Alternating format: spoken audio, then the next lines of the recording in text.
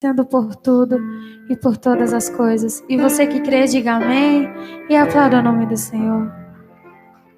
Amém.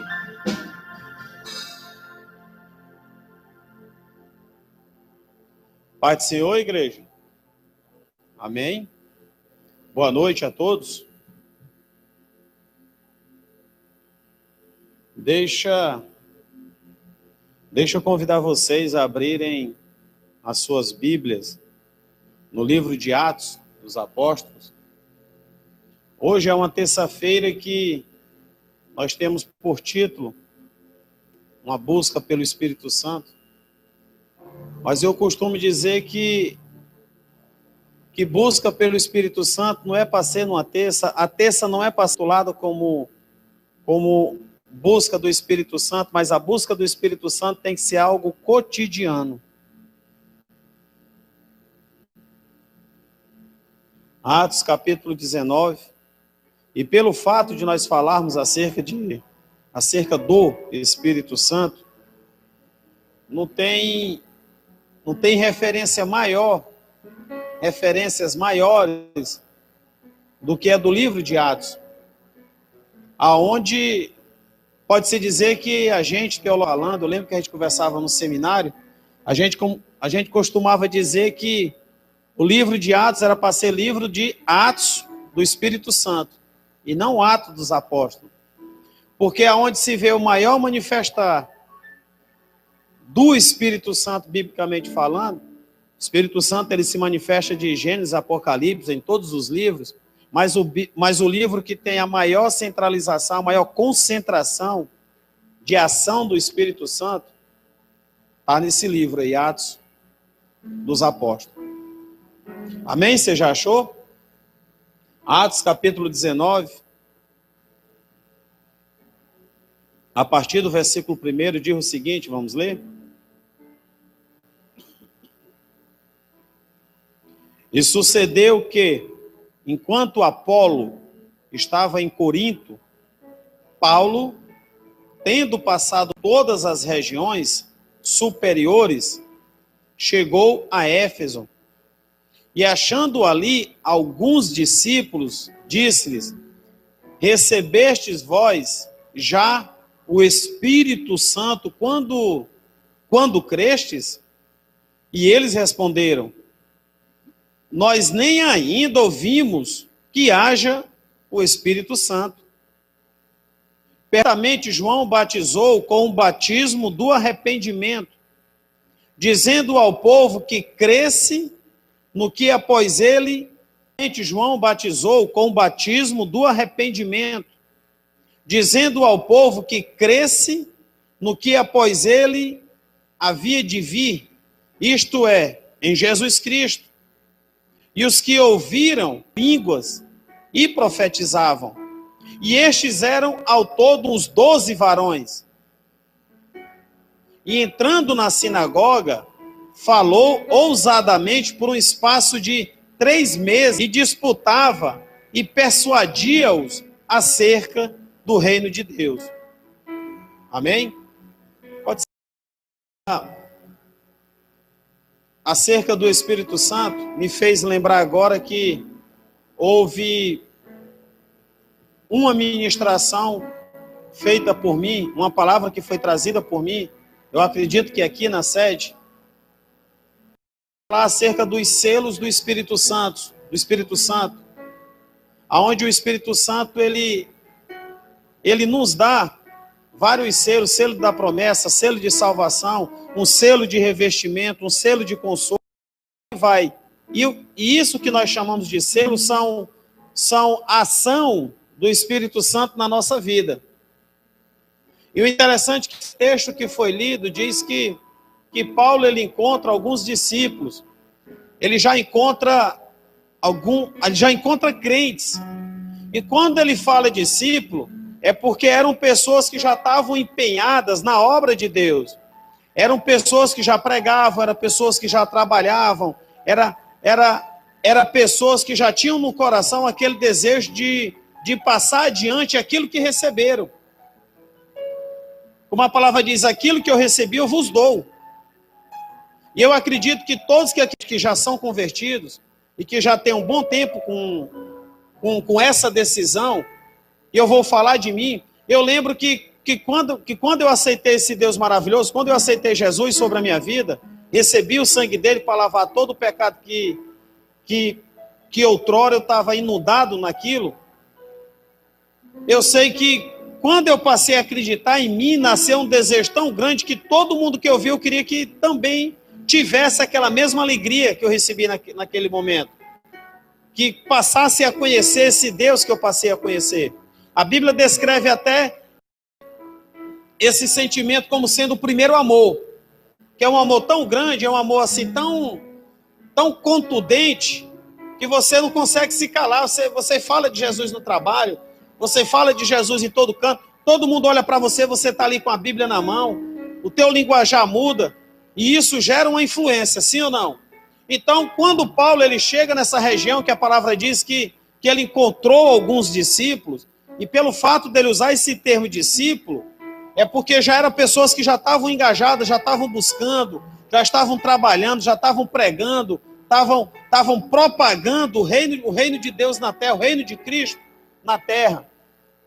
Agora, só que uma coisa chamou a atenção de Paulo pelo fato deles terem tanto essa inquietude, tanto essa vontade, veemente falavam de Cristo. E Jesus olhou para eles Paulo olhou para eles e perguntou: vocês já receberam o batismo do Espírito Santo? E a resposta desses homens foi algo muito estranho. Eles chegaram a dizer: nós nem ouvimos falar de Espírito Santo. Grupo que buscava, mas que a eles ainda não tinha sido pregado esse Espírito Santo.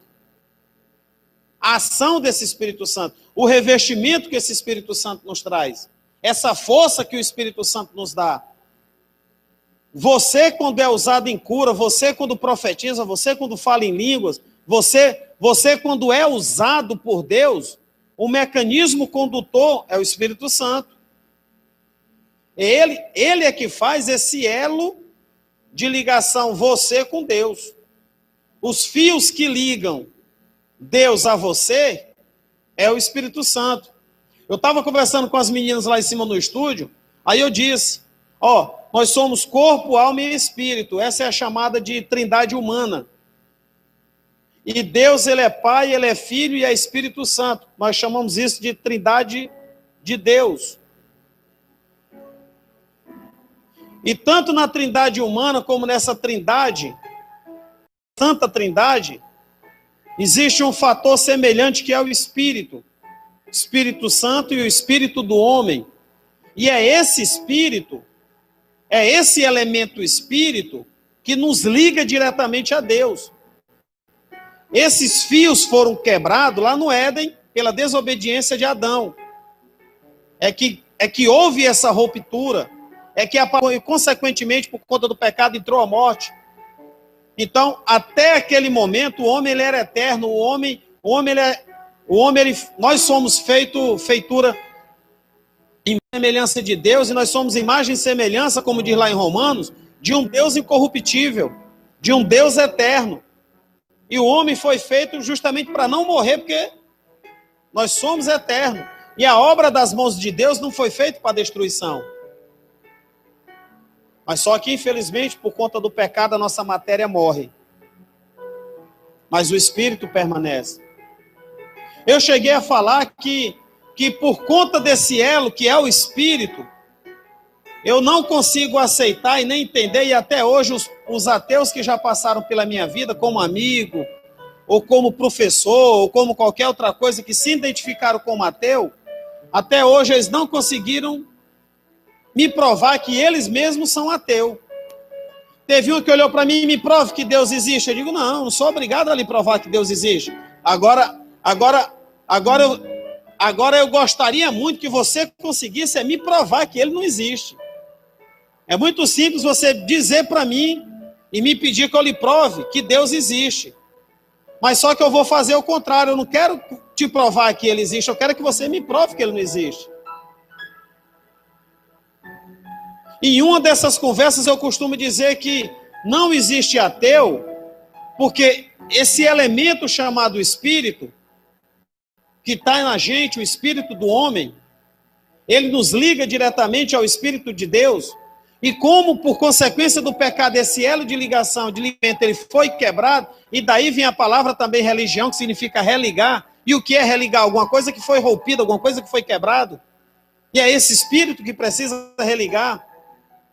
E nós nos religamos quando nós aceitamos a Jesus e a palavra termos um Deus que é espírito. Não dá para entender.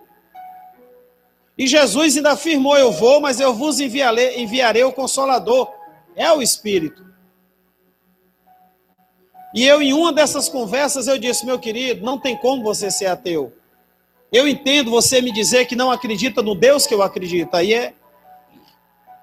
é passível. Eu entendo. Você não é obrigado a aceitar o Deus que eu acredito. Mas você me dizer que não acredita em nada, eu vou te mostrar que não dá para não acreditar. Porque se você que se diz que é ateu, está sendo filmado, e se você assistir, eu vou te pedir uma coisa, você que está me escutando, procure dentro da sua cabeça, dentro do seu coração, cabeça e coração, que vai ter alguma coisa sobrenatural que você acredita. Eu conheci um ateu que ele acreditava em ET.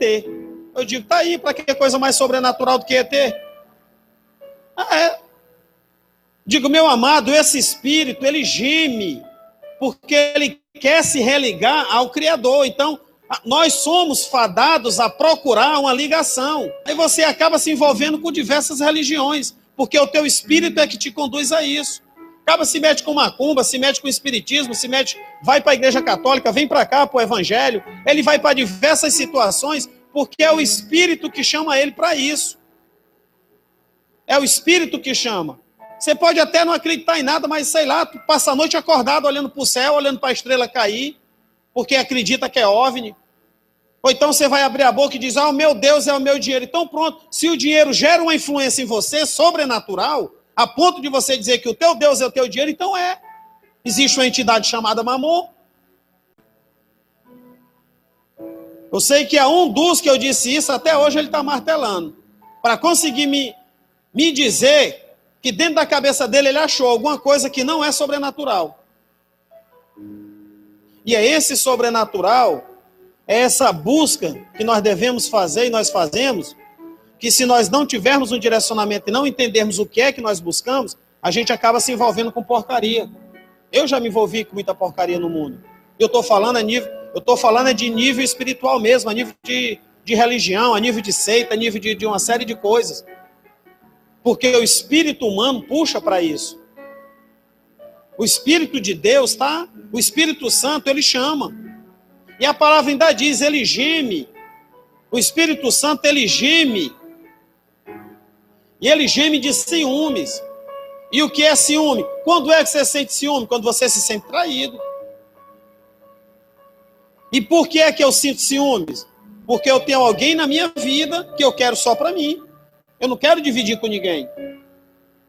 É ou não é? Você sente ciúmes quando você tem alguém, um amigo. Você acha que ele é tão seu amigo que se aparecer um outro amigo na história, você fica meio troncho. Perdi a posição de melhor amigo e passei a ser o segundo amigo. E o Espírito Santo, ele tem esse sentimento. O sentimento de ciúmes. Por quê? Porque ele não quer trocar você com nenhum outro espírito que não seja o santo. E Paulo, quando olha para esses 12, que eram aproximadamente 12 varões, e Paulo vai e faz a pergunta, e em que vocês são batizados? Porque Paulo viu uma ação do Espírito Santo tão grande na vida daqueles homens, que Paulo diz, vocês já foram batizados pelo Espírito Santo? Aí aqueles homens dizem, ninguém nunca nem ouviu falar de Espírito Santo.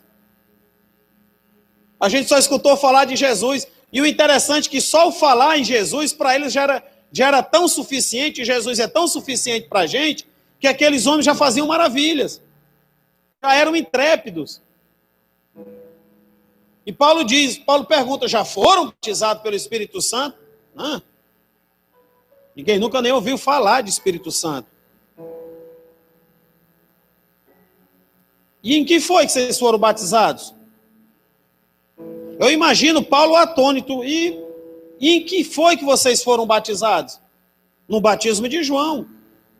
Aí Paulo vai e explica assim, o batismo de João batizava no batismo de arrependimento, que é o primeiro batismo, o batismo de salvação, o batismo que te dá o selo de salvação.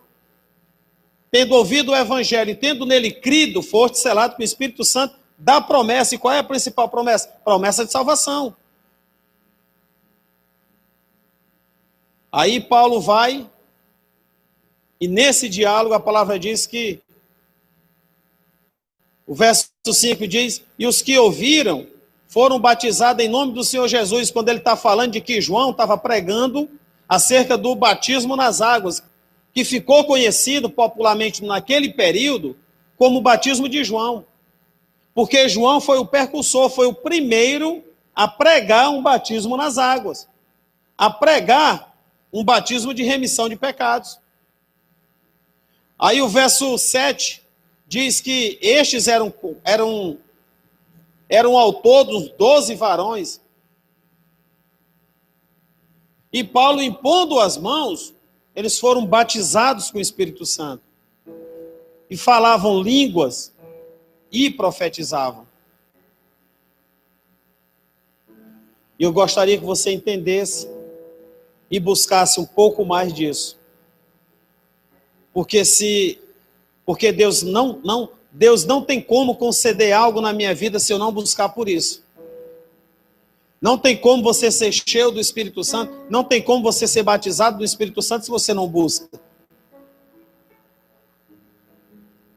E não tem como eu ser cheio por um Espírito que ele é denominado como santo, se eu não buscar a santidade. Quem está entendendo?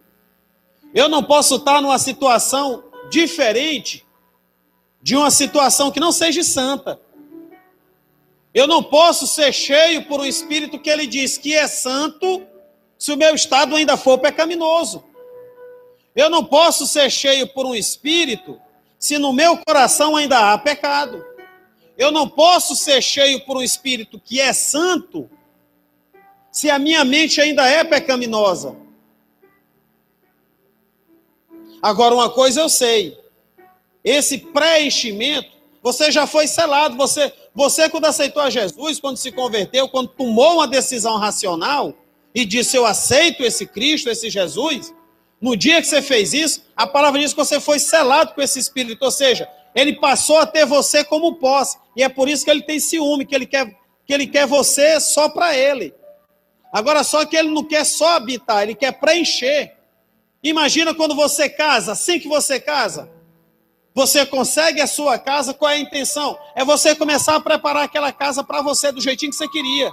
Você quer todos os móveis do jeito que você queria, todos os eletros do jeito que queriam, aquele quadro que está ali na parede é do jeitinho que eu queria. Então, o Espírito Santo, ele passa a habitar em você num relacionamento que está iniciando quando você se converteu, mas ao longo do tempo ele quer deixar essa casa do jeito que ele quer. Ele quer preencher ela, ele quer inundar ela, ele quer limpar, ele quer ornamentar, ele quer ornar, ele quer purificar, ele quer embelezar ela de tal forma. E a cada tempo que passa do Espírito Santo com você, a intenção dele é essa. Agora ele só consegue fazer isso quando eu começo a lançar as impurezas fora. Quando eu começo a me santificar, porque a tendência que eu me santifico, eu estou abrindo espaço para ele, diga amém. A tendência que eu me purifico, eu estou abrindo espaço para ele que é santo. A tendência que eu tiro aquilo que não dá mais para ter um correlacionamento de algo que eu tive no passado, de uma vida pregressa, de uma vida pecaminosa, com a vida que eu preciso ter depois que eu aceitei a ele. Isso é processo de santificação. É você começar a se incomodar com determinadas atitudes que você tinha. É o pecado não mais te agradar, mas o pecado agora te incomodar. E se me incomoda, eu tiro da minha vida. E isso é processo de santificação. Eu não posso beber mais, eu não posso me prostituir mais, eu não posso mentir mais, Eu não posso mais ter uma vida de ato pecaminoso, uma vida de pecado constante, porque esse Espírito ele quer me preencher, porque esse Espírito ele quer preparar essa casa, porque esse Espírito ele geme de ciúmes, ele não quer me dividir com nenhuma outra coisa ou entidade ou nada. Ele quer você só para ele. Fica de pé agora. E vem um pouquinho mais para frente, vocês que estão mais para trás. Vem mais para frente e entenda que tem que ter se buscar, tem que ter se mergulhar nas águas. Você mergulhou nas águas quando foi batizado. Mas a palavra diz que existem águas mais profundas que você também precisa mergulhar. E essas águas profundas é as águas do Espírito.